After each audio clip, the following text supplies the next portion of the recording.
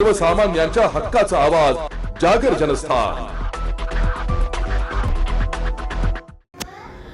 जळगाव तालुक्यातील कानसवाडा गावात किरकोळ वादातून 36 वर्षीय माजी उपसरपंचाच्या छातीत धारदार शस्त्राने वार करून निर्गुण खून झाल्याची घटना घडली आहे। युवराज सोपान कोळी वर्ष 35 राहणार कानसवाडा तालुका जळगाव असे मयत झालेल्या तरुणाचं नाव आहे।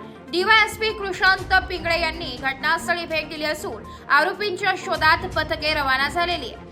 या संदर्भात अधिक माहिती अशी की युवराज सोपान कोळी हा तरुण आपल्या आई वडील 3 मुलं पत्नी यांच्यासह भांडली येथे वास्तव्याला होता। शेतीचे काम करून तो आपला उदरनिर्वाह करत होते। युवराज कोळी याचे गुरुवारी रात्री एका हॉटेलवर काही व्यक्तींसोबत वाद झाले होते।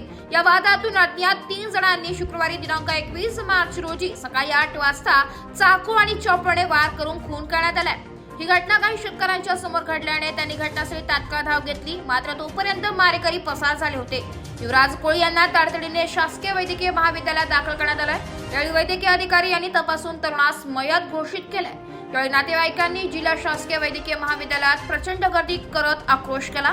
मयत हे शिंदे गटाचे माजी उपसरपंच असल्याची माहिती गावकऱ्यांनी दिली आहे। जागर जनस्थानसाठी प्रतिनिधी फराज अहमद, जळगाव।